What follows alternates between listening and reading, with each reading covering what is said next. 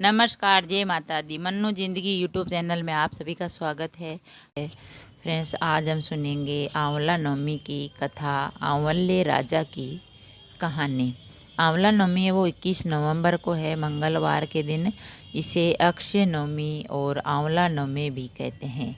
इस दिन आंवला नवमी की पौराणिक कहानी पढ़ने से विशेष पुण्य फल की प्राप्ति होती है और भगवान विष्णु का है जो आशीर्वाद मिलता है।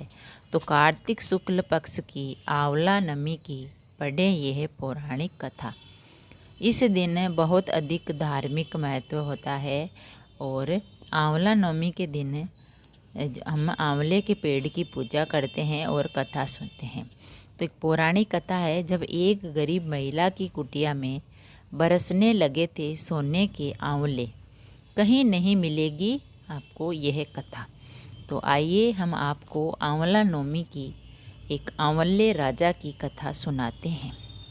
आंवला नवमी है जो आंवले राजा की कथा है। एक राजा था, उसका प्रण था कि वह रोज 1.25 मण आंवले दान करेंगे। वही खाना खाते थे, रोज 1.25 मण आंवला दान करके फिर खाना खाते थे। इससे उसका नाम आंवले राजा पड़ गया। एक दिन उसके बेटे बहू ने सोचा कि राजा इतने सारे आंवले रोजाना दान करते हैं, इस प्रकार तो एक दिन सारा खजाना खाली हो जाएगा। कि इतना धन देकर आंवले खरीदते हैं फिर वो दान में करते हैं, तो ऐसा ये करेंगे तो पूरा धन समाप्त हो जाएगा। इस प्रकार तो ये धन है जो खजाना वो खाली हो जाए। इसीलिए बेटे ने राजा से कहा उसे इस तरह दान करना बंद कर देना चाहिए। बेटे की बात सुनकर राजा को बहुत ही दुख हुआ और राजा रानी महल छोड़कर बियाबान जंगल में जाकर बैठ गए। राजा रानी आंवला दान नहीं कर पाए और प्रण के कारण कुछ खाया भी नहीं। जब भूखे प्यासे 7 दिन हो गए तब भगवान ने सोचा, यदि मैंने इसका प्रण नहीं रखा और इसका सत नहीं रखा तो विश्वास चला जाएगा। इसीलिए भगवान ने जंगल में ही महल, राज्य और बाग बगीचे सब बना दिए और ढेरों आंवले के पेड़ लगा दिए। सुबह राजा रानी उठे तो देखा कि जंगल में उनके राज्य से भी 2 गुना राज्य बसा हुआ है।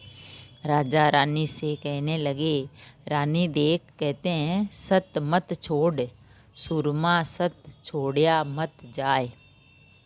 सत की छोड़ी लक्ष्मी फिर मिलेगी आए। तो आओ नहा धोकर आंवला दान करें और भोजन करें। राजा रानी ने आंवला दान करके खाना खाया और खुशी खुशी जंगल में रहने लगे। उधर आंवला देवता का अपमान करने व माता पिता से बुरा व्यवहार करने के कारण बहू बेटे के बुरे दिन आ गए। राज्य दुश्मनों ने छीन लिया, दाने दाने को मोहताज हो गए और काम ढूंढते हुए अपने पिताजी के राज्य में आ पहुँचे। उनके हालात इतने बिगड़े हुए थे कि पिता ने उन्हें बिना पहचाने हुए काम पर रख लिया। बेटे बहू सोच भी नहीं सकते कि उनके माता पिता इतने बड़े राज्य के मालिक भी हो सकते हैं। सो उन्होंने भी अपने माता पिता को नहीं पहचाना। एक दिन बहू ने सास के बाल गूंथते समय उसकी पीठ पर मसा देखा। उसे ये सोचकर रोना आने लगा, ऐसा मसा मेरी सास के भी था। हमने ये सोचकर उन्हें आंवला दान करने से रोका कि हमारा सारा धन नष्ट हो जाएगा। आज वे लोग न जाने कहाँ होंगे। ये सोचकर बहू को रोना आने लगा और सासू टपक टपक कर सास की पीठ पर आंसू पड़ने लगे। रानी ने तुरंत पलट कर देखा और पूछा, तू क्यों रो रही है? उसने बताया, आपकी पीठ जैसा मसा मेरी सास की पीठ पर भी था। हमने उन्हें आंवले दान करने से मना कर दिया और इसीलिए वह घर छोड़कर कहीं चले गए। तब रानी ने उन्हें पहचान लिया, सारा हाल पूछा और अपना हाल बताया। अपने बेटे बहू को समझाया कि दान करने से धन कम नहीं होता बल्कि बढ़ता है। बेटे बहू भी अब सुख से राजा रानी के साथ रहने लगे। हे भगवान, जैसा राजा रानी का सत रखा वैसा सबका सत रखना। कहते हैं सुनते सारे परिवार का खुश रखना, बस यही हमारी कामना है। एक कथा और है। एक बार जगत गुरु आदि शंकराचार्य भिक्षा मांगने एक कुटिया के सामने रुके। वहाँ एक बूढ़ी औरत रहती थी जो अत्यंत गरीब और दयनीय स्थिति में थी। शंकराचार्य की आवाज़ सुनकर वह बूढ़ी औरत बाहर आई। उसके हाथ में एक सूखा आंवला था। वह बोली, महात्मन, मेरे पास इस सूखे आंवले के सिवाय कुछ भी नहीं है जो आपको भिक्षा में दे सकूं। शंकराचार्य को उसकी स्थिति पर दया आ गई और उन्होंने उसी समय उसकी मदद करने का प्रण लिया। उन्होंने अपनी आंखें बंद की और मंत्र रूपी 22 श्लोक बोले। ये 22 श्लोक है कनकधारा स्त्रोत के श्लोक थे।